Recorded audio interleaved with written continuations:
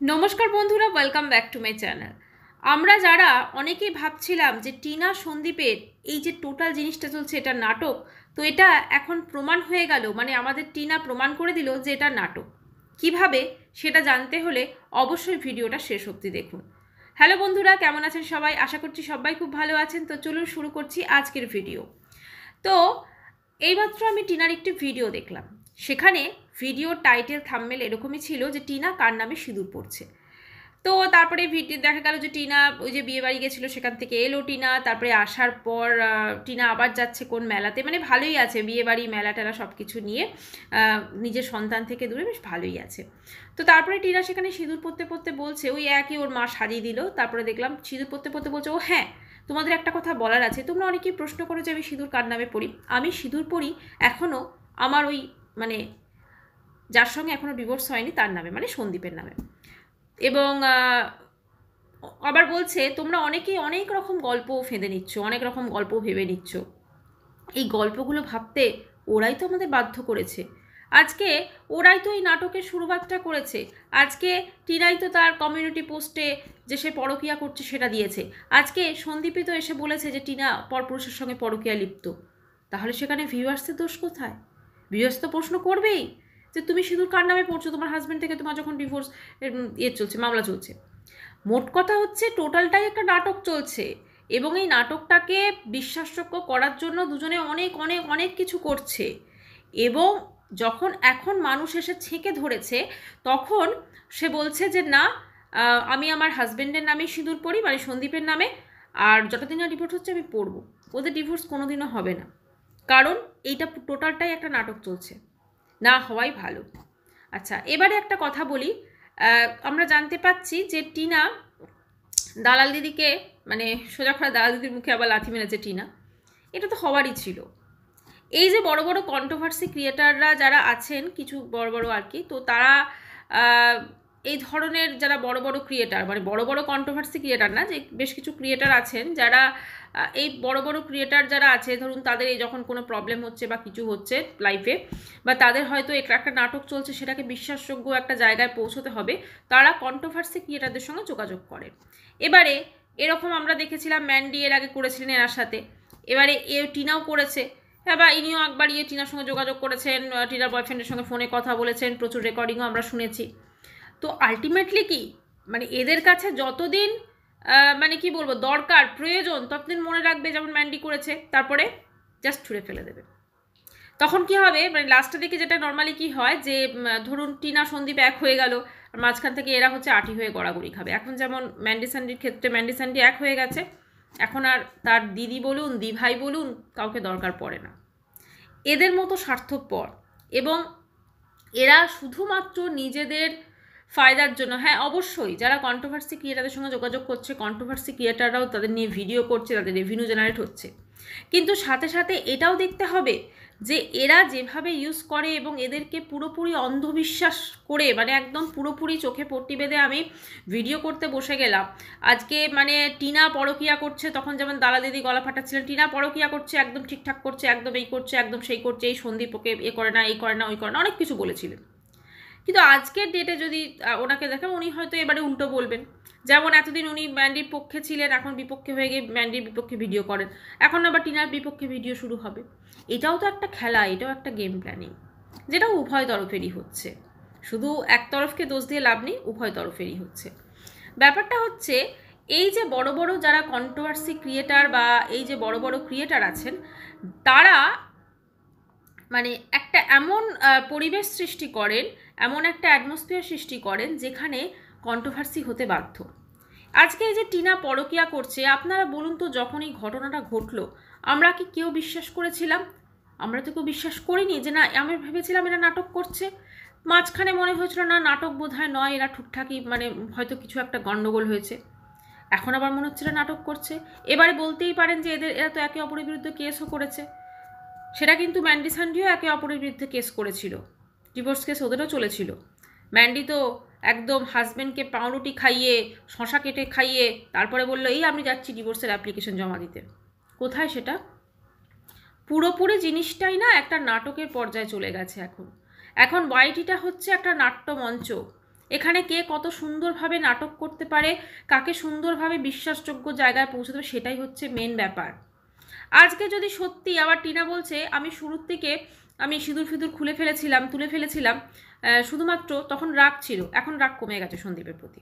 তাহলে এখন যখন রাগ কমে গেছে, তাহলে এখন কেন সংসারে ফেরত যাচ্ছে না, এখন কেন বাচ্চাটার কাছে ফেরত যাচ্ছে না?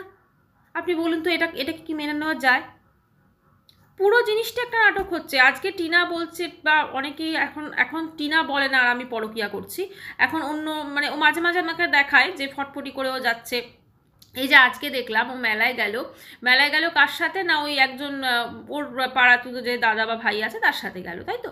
তো ও যে ফটফটি করে আমরা যখন দেখি বিয়ে বাড়ি যাচ্ছে, হয়তো এই দাদা ভাই থাকে ওর সঙ্গে বিয়ে বাড়ি যাচ্ছে, হয়তো বা সন্দীপ থাকে, কে বলতে পারে।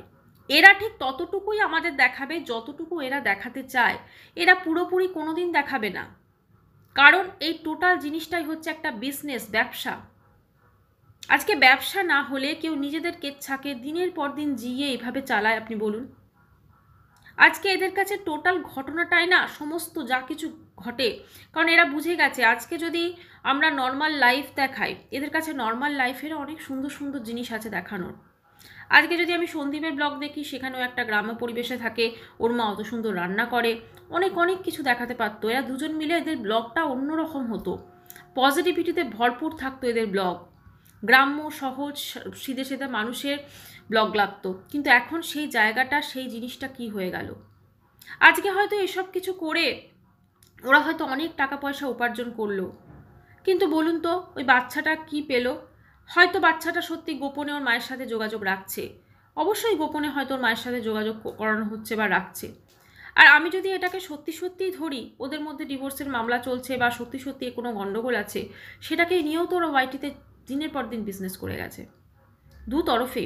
আজকে যে টিনা এই টাইটেলটা দিয়েছে, ও জানে এরকম একটা টাইটেল দিলে সবাই আমার ভিডিও হুড়মুড় করে দেখতে চলে আসবে, আমার ভিডিওতে ভালো ভিউজ হবে। না হলে কি দরকার ছিল এটা জবাব দেওয়া? ওরা তো অনেক কিছুই জবাব দেয় না। এই যে টিনা পরকিয়া করছে, ওকে যখন পরকিয়া নিয়ে কেউ জিজ্ঞেস করে, ওকে ক্লিয়ার কাটভাবে কিছু বলে? ওরা দর্শকদের সামনে একটা করে টোপ দিয়ে দেবে, এবার সেটা নিয়ে যখন দর্শকরা জিজ্ঞেস করতে যাবে, তখন তারা খারাপ হয়ে যাবে, বা সেটা নিয়ে যখন কোনো কন্ট্রোভার্সি ক্রিয়েটার হয়তো কিছু বলবে, তারা খারাপ হয়ে যাবে। কিন্তু ওরা যেটা কি করছে সেটা কিন্তু ওরা দেখবে না, এটাই হচ্ছে মেন কারণ। আজকে টিনা সন্দীপ যেটা করছে, সত্যি কথা বলতে মাঝে মাঝে মনে হচ্ছিল নাটক করছে, কিন্তু ম্যান্ডি স্যান্ডি যখন করেছিল ওদেরটা কিন্তু আমাদের নাটক সেই মোমেন্টে লাগেনি। কারণ ওরা এতটা সুন্দরভাবে করেছিল, মানে এত সুন্দরভাবে কেচ্ছাগুলোকে প্রেজেন্ট করেছিল মানুষের সামনে, সবাই জাস্ট ভেবে নিয়েছিল এটা সত্যি ঘটেছে। আজকে দেখুন ম্যান্ডি শাশুড়ির সঙ্গে মিলে শিবরাত্রি পালন করছে, একদম সতী সাবিত্রী বউ। অথচ এই সতী সাবিত্রী বউই ওই বাড়িতেই একটা অন্য ছেলের সাথে যদি সম্পর্ক করে, তাহলে কোনো শ্বশুর শাশুড়ি তাকে কি নর্মালভাবে মেনে নিতে পারবে? কিন্তু এদের পারে, এদের আলাদা, এদের কেউ কথা শোনায় না, এদের সমাজে এরা বুক ফুলিয়ে ঘুরতে পারে, এরা সব কিছু করতে পারে। কিন্তু এটা যদি নর্মাল একটা আমরা সাধারণ কোনো বাড়িতে হতো, সত্যি কথা বলুন তো সেই বাড়িটার মানে কি বলবো, সেই বাড়িটার কি প্রেস্টিজ থাকতো? আজকে সবাই আঙুল দেখিয়ে তাদেরকে বলতো, কারণ এরা এদের আশপাশের বাড়ি বলুন বা অন্যান্য আত্মীয় স্বজন বলুন, তাদের কাছেও এইটা এই হিসেবেই প্রেজেন্ট করে, যেটা নাটক চলছে, এটা আমরা ওয়াইটির জন্য করছি, এটা আমাদের একটা চাকরি, এটা দিয়ে আমাদের করতে হবে এই নাটকটা, তাহলে পয়সা আসবে। আজকে টিনা সন্দীপ যেটা করছে, যত দিন যাচ্ছে এটা যে নাটক সেটা পরিষ্কার হয়ে যাচ্ছে।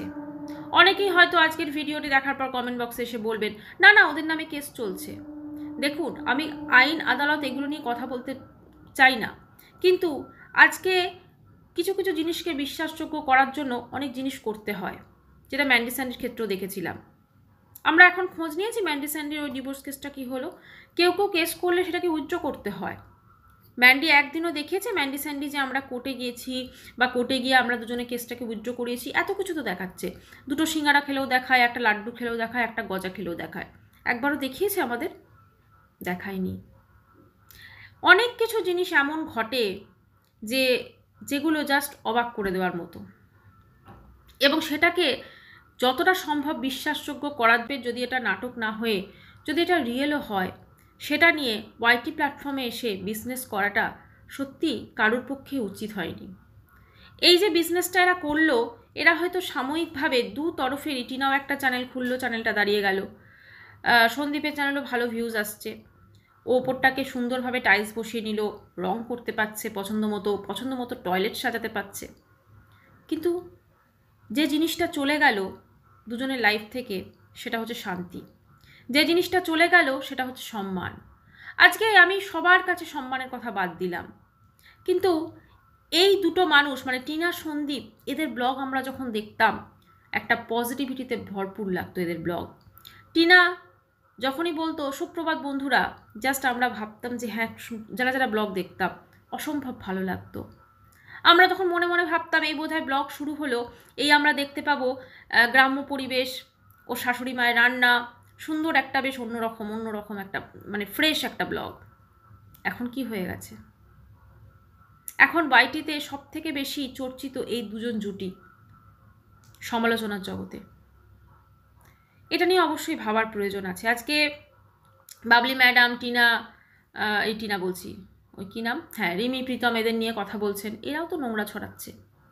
যদি সত্যি এদের মধ্যে কিছু হয়ে গিয়ে থাকে, সত্যি যদি কোনো কেস চলে, সত্যি যদি কিছু চলে, সেগুলো সেই জায়গাতে সীমাবদ্ধ রাখুক। আমাদের সামনে এসে এই আমি কার নামে সিঁদুর পরি বলে দিলাম আজকে তোমাদের ভিডিওটা যাতে আমরা ক্লিক করি, বা এই দেখো আমি এই কেস করে এলাম, ওই কেস করে, এগুলো বলার দরকার নেই। তো তোমরা নিজেরা বোঝো, আমরা কি করব?